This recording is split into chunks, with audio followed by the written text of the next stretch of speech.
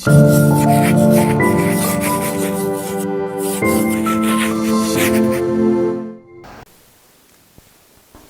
दोस्तों, राय पब्लिकेशन के YouTube channel में आप सभी का स्वागत है। राय पब्लिकेशन आपके लिए लेकर आया था diamond selection series. Diamond selection series का मतलब प्रीवियस ईयर में आए हुए सभी क्वेश्चन 2022-23 के सभी क्वेश्चन अपन ने सोल्व किए थे। मैं आपको राजस्थान ज्योग्राफी के भौतिक प्रदेश के क्वेश्चन सोल्व करा रहा था। इससे पहले वाले वीडियो में अपन ने 20 क्वेश्चन सोल्व किए थे। अभी हम आपके लिए 20 और क्वेश्चन लेके आए हैं जो प्रीवियस ईयर में अभी लेटेस्ट किसी न किसी एग्जाम में आए हुए हैं। इसके थ्रू आप अपनी तैयारी का आकलन कर सकते हैं। तो आइए इस वीडियो में हम सभी प्रीवियस में आए हुए क्वेश्चन को सोल्व करते हैं। तो पहला क्वेश्चन आपके लिए है, निम्नलिखित में से कौन सा बालू का स्तूप प्रचलित पवन की दिशा के समानांतर विकसित होते हैं। मतलब क्वेश्चन आपसे पूछा है वह कौन सा बालू का स्तूप है जो पवन की दिशा के समानांतर होता है।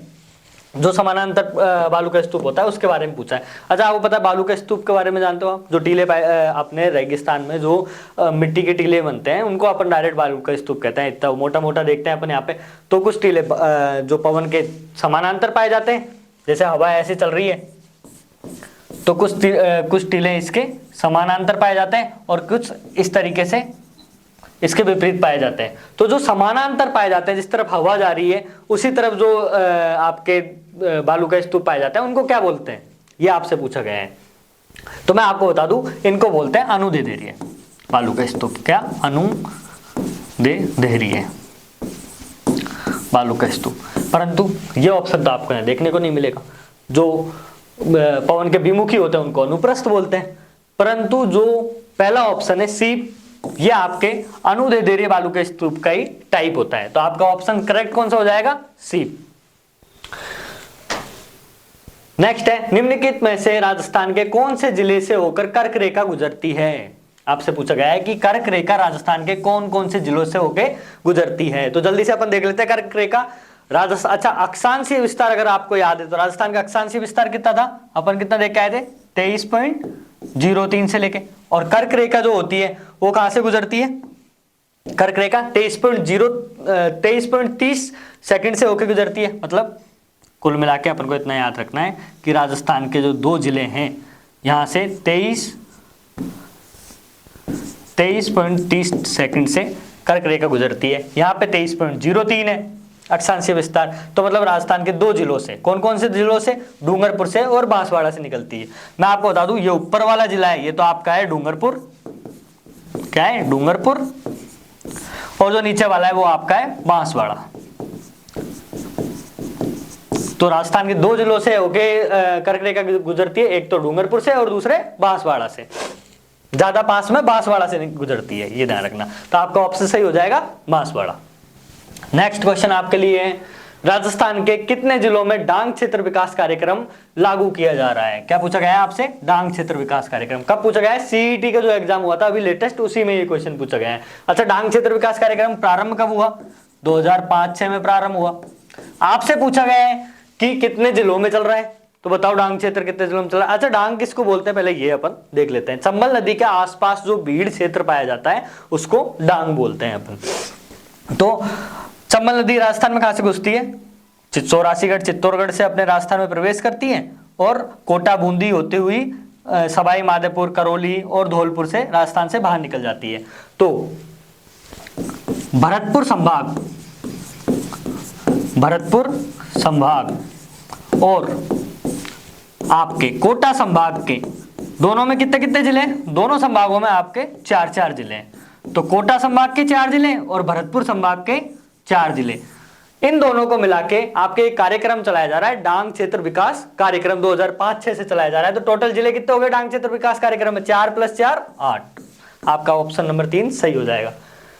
नेक्स्ट क्वेश्चन आपके लिए है जो सीईटी में आपको पूछा गया है, राजस्थान के किस भौतिक प्रदेश में मुकुंदरा हिल्स मतलब मुकुंदरा की पहाड़ियां पाई जाती हैं।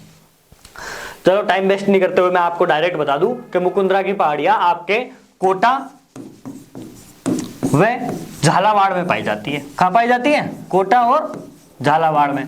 तो अब ये बताओ कोटा और झालावाड़ इनमें से कौन से क्षेत्रों में पड़ता है? मध्य अरावली में, दक्षिण अरावली में, हाड़ौती प्रदेश में, उत्तरी अरावली में? अरावली में तो कोटा और झालावाड़ पड़ता ही नहीं है, हाड़ौती पठार में कोटा और झालावाड़ पड़ता है। तो ऑप्शन नंबर 3 आपका सही हो जाएगा। नेक्स्ट क्वेश्चन आपके लिए है, राजस्थान के भौतिक प्रदेश से राजस्थान राज्य का कितना भाग मरुस्थलीय क्षेत्र है। जब अपन भौतिक प्रदेश पढ़ते हैं तो सबसे पहले अपन यही पढ़ते हैं कि राजस्थान के भौतिक विभाजन 4 है, 4 क्षेत्र है। कौन से? मरुस्थलीय क्षेत्र, उत्तरी पूर्वी मैदानी क्षेत्र, अरावली क्षेत्र और हाड़ौती क्षेत्र। 4 क्षेत्र है, 4 में से मरुस्थलीय क्षेत्र को अपन सबसे पहले पढ़ते हैं। पहले पढ़ते ही पहली लाइन क्या देखते हैं कि राजस्थान में मरुस्थलीय क्षेत्र का विस्तार कितना है? 61.11% क्षेत्रफल में तो राजस्थान में मरुस्थल पहला गया है। इसको दूसरे तरीके से कैसे लिखते हैं अपन? लगभग राजस्थान के 2/3 भाग में मरुस्थल है। कितने में? 2/3 भाग में राजस्थान के मरुस्थल है। साथ ही में मरुस्थल राजस्थान की कितनी जनसंख्या निवास करती है? मरुस्थल में राजस्थान की 40% जनसंख्या निवास करती है। क्या करती है? जनसंख्या राजस्थान की निवास करती है। तो 61.11% भाग में तो राजस्थान में मरुस्थल विस्तृत है। 2/3 भी लिख देते हैं अपन, 2/3 भाग में राजस्थान में मरुस्थल है, 40% जनसंख्या इसमें रहती है। तो आपका सही आंसर कौन सा हो जाएगा? 2/3 भाग में राजस्थान में मरुस्थलीय विस्तृत है। अच्छा, साथ में आप इसमें यह भी याद कर सकते हो कि मरुस्थलीय भाग के अलावा राजस्थान में उत्तरी पूर्वी मैदान में कितना भाग है राजस्थान का? तो 23% लगभग उत्तरी पूर्वी मैदान का भाग है आपका। अरावली का 10% है और लगभग 6 पॉइंट समथिंग % आपका हाड़ौती के पठार का भाग है। नेक्स्ट क्वेश्चन आपके, निम्नलिखित में से कौन सा स्थलाकृति अवस्थित सही सुमेलित नहीं है? मतलब आपको कोई पठार या किसी चोटी का या पठार का नाम दे रखा है, साथ में दे रखा है ये पठार कहाँ स्थित है। आपको बताना है इनमें से कौन सा गलत है, क्योंकि वो वहां पे स्थित नहीं है, उसका सही जिला सुमेलित करना है। तो अपन देखते हैं उड़िया का पठार। उड़िया का पठार माउंट आबू में बिल्कुल है। उड़िया का पठार सिरोही में, माउंट आबू कहाँ पड़ता है? सिरोही में। तो उड़िया का पठार सिरोही में ही है। और ये राजस्थान का अपने अपन सब जानते हैं उड़िया का पठार अपने राजस्थान का सबसे ऊंचा पठार है। इसकी हाइट कितनी है? लगभग 1350 मीटर। और राजस्थान का सबसे ऊंचा पठार है उड़िया का पठार। कहां पे स्थित है? सिरोही, माउंट आबू में स्थित है। दूसरा भाकर। भाकर कहां पे है? पूर्वी सिरोही में, बिल्कुल सही है। अच्छा, इसके साथ ही मैं आपको एक और चीज बता दूं, 2 और है, रोजा वाकर, रोजा वाकर व इसराना वाकर, इसराना भाकर। आप सभी कमेंट सेक्शन में जल्दी लिखो ये दोनों कहां पे स्थित है। मैं 2 सेकंड के लिए रुकूंगा, आप सभी 2 सेकंड में वीडियो पॉज करके लिखो रोजा वाकर और इसराना वाकर कहां पे? ये आपके जालोर जिले में स्थित है। कहां पे? जालोर जिले में। ठीक है, तो अपना ऑप्शन ये भी सही, दूसरा भी सही है, ऑप्शन पहला भी सही है। अब ऑप्शन तीसरे पे आते हैं। लसाड़िया का पठार। लसाड़िया का पठार क्या राजसमंद में स्थित है? जल्दी से बताओ, क्या लसाड़िया का पठार राजसमंद में? नहीं, बिल्कुल गलत, राजसमंद में नहीं। ये कहां पे स्थित है? उदयपुर में स्थित है। तो आपका ऑप्शन नंबर 3 तो सही हो जाएगा, क्योंकि गलत तो यही है। लसाड़िया का पठार राजसमंद की जगह कहां है? उदयपुर में स्थित है। साथ ही अपन देख लेते हैं भोराट का पठार कहां पे? कुंभलगढ़ से लेके गोकुंदा के बीच में जो क्षेत्र पाया जाता है उसको अपन क्या बोलते हैं? भोराट का पठार बोलते हैं। नेक्स्ट क्वेश्चन है आपके लिए, राजस्थान में विंध्यन कगार किस क्षेत्र में पाए जाते हैं? तो बताओ विंध्यन कगार का क्षेत्र कौन सा है? अच्छा, यहां मैं आपको बता दूं, विंध्यन कगार राजस्थान में हाड़ौती क्षेत्र में पाया जाता है। कहां पाया जाता है? हाड़ौती क्षेत्र में पाया जाता है। अब बताओ हाड़ौती क्षेत्र में कौन कौन से जिले आते हैं? 4 जिले आते हैं, कोटा, बूंदी, बारां और आपका झालावाड़। ठीक है, अपन ज्यादा टाइम नहीं लेंगे। तो बताओ आपके कौन से यहाँ पे ऑप्शन में मिल रहे हैं? कोटा और झालावाड़ क्षेत्र। तो विंध्यन कगार क्षेत्र कौन सा है?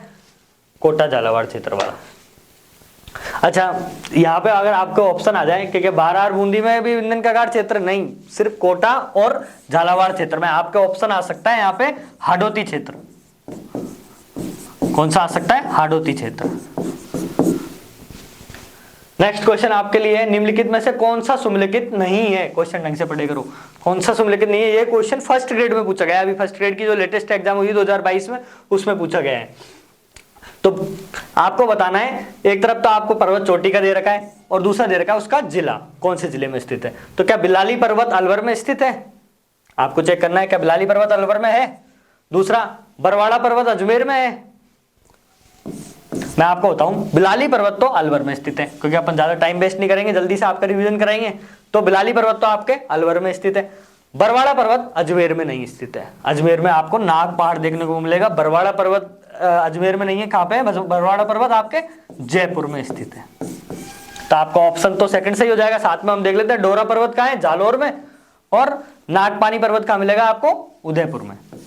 तो आपको देखो चारों ऑप्शन के थ्रू आपका रिवीजन हो गया। नेक्स्ट है आपका नाग पहाड़ कहाँ स्थित है? मैंने आपको अभी बताया कि नाग पहाड़ कहाँ स्थित है? अजमेर में स्थित है। यह क्वेश्चन भी देखो आपके फर्स्ट ग्रेड में पूछा गया है। नेक्स्ट क्वेश्चन है निम्नलिखित कथनों पर विचार कीजिए तथा कूट का प्रयोग कर सही उत्तर का चयन कीजिए। इनमें से कौन कौन से कथन आपके सही हैं? तो दक्षिणी अरावली प्रदेश में सिरोही, उदयपुर और राजसमंद जिले सम्मिलित है।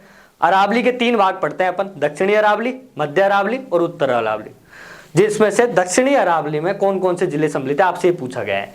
तो क्या सिरोही दक्षिण अरावली में सम्मिलित है? बिल्कुल है। सबसे मेन ही तो दक्षिण अरावली का हिस्सा कौन सा है?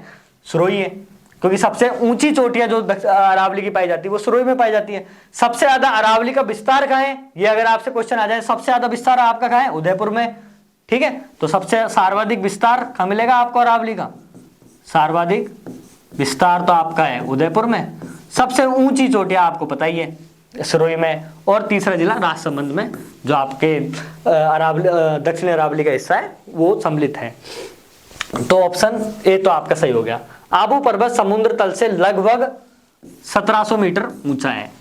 जब ये फर्स्ट ग्रेड के आंसर की आई थी, बहुत सारे बच्चे बोल रहे थे कि नहीं ये आंसर गलत है। आपको जब वहां लिख दिया कि लगभग 1700 मीटर ऊंचा है, तो जरूरी नहीं है कि वो एग्जैक्ट डाटा आपको लिखे, सही लिख रखा है यहाँ पे लगभग 1700 मीटर ऊंचा है। कौन सा आपका? आबू पर्वत। तो ऑप्शन बी भी सही होएगा।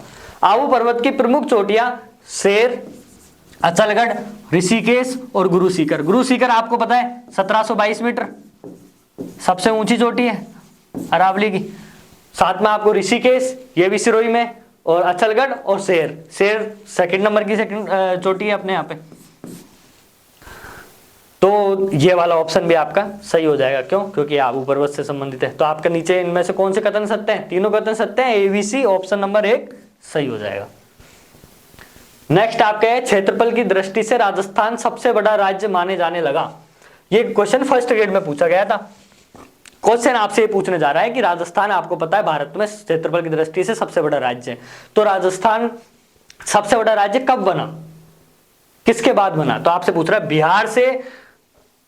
बिहार राज्य के विभक्त होने पर। भाई बिहार से आपको पता है झारखंड अलग हो गया था। तो क्या बिहार से झारखंड अलग हो गया था तब राजस्थान सबसे बड़ा राज्य बना था?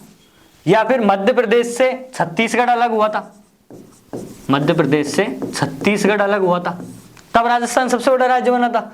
उत्तर प्रदेश से उत्तराखंड अलग हुआ था, आपके उत्तराखंड अलग हुआ था। साथ में देखो आपने ये भी देख लिया कि बिहार से तो झारखंड अलग हुआ, मध्य प्रदेश से छत्तीसगढ़ अलग हुआ और उत्तर प्रदेश से उत्तराखंड अलग हुआ।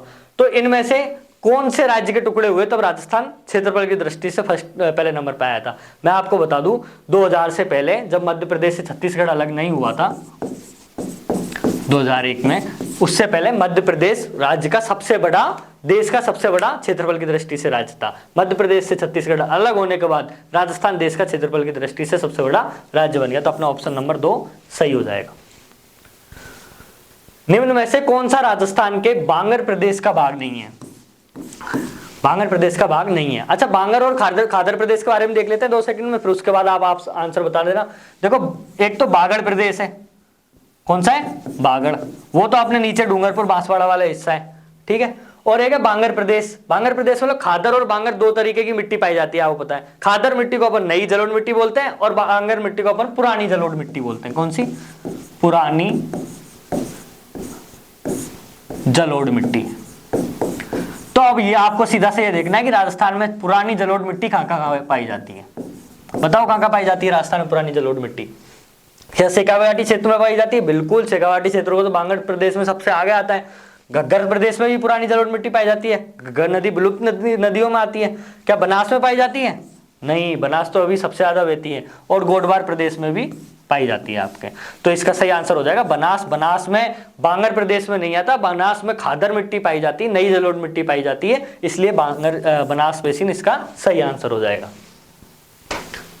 पश्चिमी राजस्थान में कौन से प्रकार के अनुप्रस्थ बालू का स्तूप पाए जाते हैं? अभी अपन देख के आए अनुदेदेरे बालू का स्तूप, जिसमें अपन ने सी उसका प्रकार देखा था। वो क्या थे, पवनामुख थे, मतलब जिस तरफ हवा की दिशा थी, पवन की दिशा थी, उस तरफ मिल रहे थे। मैंने आपको बताया था कुछ बालू का स्तूप ऐसी है जो पवन की दिशा होती है उसके विमुख मिलते हैं, मतलब उसके विरोध में ऐसे खड़े मिलते हैं। तो उन बालू का स्तूपों के बारे में आपसे पूछा गया है। तो बताओ कौन से प्रकार के अनुप्रस्थ बालू का स्तूप राजस्थान में पाए जाते हैं, पश्चिमी राजस्थान में पाए जाते हैं? बरखान का आपने नाम सुना होगा, बरखान और परवली, दो। कौन से? बरखान और परवली प्रकार के बालू का स्तूप, अनुप्रस्थ बालू का स्तूप राजस्थान में पाए जाते हैं। ठीक है। नेक्स्ट, राजस्थान के कौन से क्षेत्र में तारा बालू का स्तूप पाए जाते हैं? देखो बालू का स्तूप से रिलेटेड हमने आपको लगभग सारे क्वेश्चन इसमें सोल्व करा दिए। इस तरीके से आप अपनी तैयारी का आकलन कर सकते हैं। तो तारा बालू का स्तूप कैसे होता है? तारे के समान जो बालू का स्तूप आपको देखने को मिलेंगे वो बालू का स्तूप तारा बालू का स्तूप होता है। ऐसे मतलब एक टीला और उसमें काफी पार्ट उसके निकले हुए रहते हैं। तो राजस्थान में तारा बालू का स्तूप कहाँ पाया जाता है? मोहनगढ़, जैसलमेर से लेके सूरतगढ़, गंगानगर के बीच का जो क्षेत्र है, इसके बीच में आपके तारा बालू का स्तूप सबसे ज्यादा पाए जाते हैं। नेक्स्ट क्वेश्चन आपका है, भानगढ़, सीरावास और बिलाली जो चोटियां हैं वो कहाँ स्थित है? ये चोटियां हैं, अभी अभी आपको सेकंड ग्रेड में क्वेश्चन पूछा गया है कि भानगढ़, सीरावास और बिलाली कहाँ स्थित है। मैं आपको बता दूं, भानगढ़ अलवर में आपके, आपने सुना होगा सबसे हॉरर पैलेस है अपने राजस्थान का, और इंडिया का भी सेकंड नंबर पे सबसे डरावनी जगह भानगढ़ का किला। सीरावास भी आपके अलवर में, और बिलाली की पहाड़ी अभी अपन पढ़ के आ रहे हैं वो भी अलवर में। तो अलवर कौन सी अरावली में आता है? मध्य अरावली में आता है कि उत्तर अरावली में आता है? अलवर उत्तर अरावली में आता है। ऑप्शन नंबर 3 आपके सही हो जाएगा। नेक्स्ट आपके है, त्रिकूट और नाकोड़ा पहाड़ियां राजस्थान के क्रम से कौन से जिलों में स्थित है? साफ साफ पूछा है, दो पहाड़ियों के नाम दे दिया, आपके पूछा है कहां स्थित है। त्रिकूट पहाड़ी को आप आर्ट एंड कल्चर में भी खूब पढ़ते होंगे। क्यों?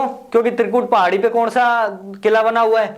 स्वर्णगिरी किला, जैसलमेर का स्वर्णगिरी जो किला है आपका, वो कहां पे? त्रिकूट पहाड़ी पे।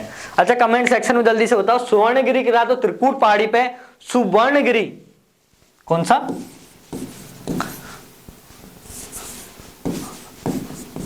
सुवर्णगिरी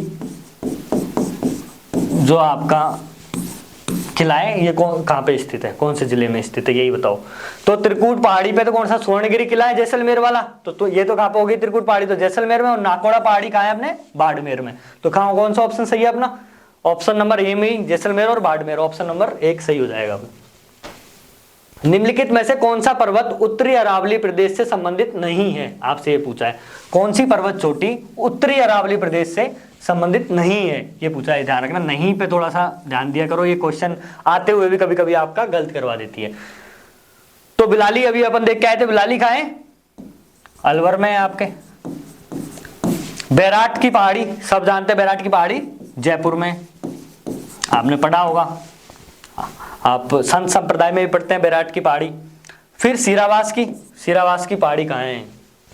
अभी अपन पढ़ के आ रहे हैं, सीरावास की भी तो अलवर में है, परंतु अपन ने बहुत पहले पढ़ा था। अभी किसी क्वेश्चन में एक क्वेश्चन आया था आपके, नाग पहाड़ कहाँ स्थित है, कौन सी अरावली में? पहली बात तो मध्य अरावली में है, और मध्य अरावली में भी है, अजमेर में स्थित है। तो अजमेर कौन सी अरावली में आता है? मध्य अरावली में आता है। तो ये ऑप्शन अपना गलत हो जाएगा, ऑप्शन नंबर 4, क्योंकि बाकी सब तो उत्तर अरावली में आ गए, अलवर और जयपुर वाले तो। नेक्स्ट आपके हैं, राजस्थान के कितने जिले पाकिस्तान की सीमा क्षेत्र के सहारे स्थित है? बहुत ही सिंपल सा क्वेश्चन है। पाकिस्तान की सीमा क्षेत्र के सहारे कितने जिले राजस्थान के स्थित है? 4 जिले स्थित है। कौन कौन से 4 जिले स्थित है राजस्थान के? पहला है आपका गंगानगर, दूसरा है आपका बीकानेर, फिर है आपका जैसलमेर, और फिर है आपका बाड़मेर। अच्छा, अब मेरे को आप जल्दी से कमेंट सेक्शन में बताओ, सबसे ज्यादा सीमा पाकिस्तान के साथ कौन लगाता है? सबसे ज्यादा सीमा जैसलमेर लगाता है आपके, सबसे ज्यादा सीमा यही लगाता है। सबसे कम सीमा कौन लगाता है आपके पाकिस्तान के साथ? तो सबसे कम सीमा बीकानेर लगाता है आपके, सबसे कम। ठीक है, सबसे कम सीमा आपके बीकानेर लगाता है। नेक्स्ट क्वेश्चन आपके हैं, भैंसरोडगढ़ से बिजोलिया के बीच स्थित पठारी प्रदेश को क्या कहा जाता है? मतलब भैंसरोडगढ़ कहाँ पड़ता है? वहां से लेके बिजोलिया के बीच में आपके जो पठारी प्रदेश स्थित है उसे क्या कहा जाता है? आपने भैंसरोडगढ़ और बिजोलिया का नाम बहुत ज्यादा सुना होगा। बिजोलिया किसान आंदोलन अभी वर्तमान में बहुत चर्चा में रहा, क्योंकि इंडिया में जो किसान आंदोलन चला अपने उसकी वजह से। तो बिजोलिया किसान आंदोलन कब से चालू हुआ था? 1899 से चालू हुआ था, मैं आपको बता दूं। तो कहाँ पड़ता है बिजोलिया? भैंसरोडगढ़, चित्तौड़गढ़ में। तो इसको क्या बोलता, जब किसान आंदोलन पढ़ते हो ऊपर माल का डंका पढ़ा होगा ना आपने, तो ऊपर माल का पठार भैंसरोडगढ़ से लेके बिजोलिया के बीच में स्थित है। साथ में आपको बता दूं 56 का मैदान कहाँ पे? अपन ने बात की थी 56 का मैदान कहाँ है? डूंगरपुर और बांसवाड़ा के बीच में 56 का मैदान। मैंने लास्ट वीडियो में आपसे क्वेश्चन पूछा 56 की पहाड़ियां कहाँ है? फिर बाड़मेर में। उसका सही जवाब क्या होगा? बाड़मेर में। और 56 का मैदान कहाँ है? डूंगरपुर बांसवाड़ा में। तो आपको डूंगरपुर बांसवाड़ा मिल जाएगा। साथ में काठल प्रदेश कौन से प्रदेश को कहा जाता है? प्रतापगढ़ वाले प्रदेश को कहा जाता है। प्रतापगढ़ वाले प्रदेश को आपके को काठल प्रदेश कहा जाता है। तो ये हमारी सीरीज थी आपके लिए राजस्थान भौतिक प्रदेश के। लगभग अपन ने 40 क्वेश्चन इसमें प्रीवियस ईयर के अभी जो 22-23 में आए हुए हैं वो अपन ने सोल्व किए जल्दी जल्दी। इसी तरीके से हमारी जो डायमंड सिलेक्शन सीरीज है इससे आपको बहुत फायदा होएगा। और अगर आपको ये वाली सीरीज हमारी पसंद आ रही हो तो राय पब्लिकेशन के यूट्यूब चैनल को प्लीज लाइक, शेयर और सब्सक्राइब करें। लास्ट में वीडियो को लाइक जरूर करके जाएं। धन्यवाद आपका।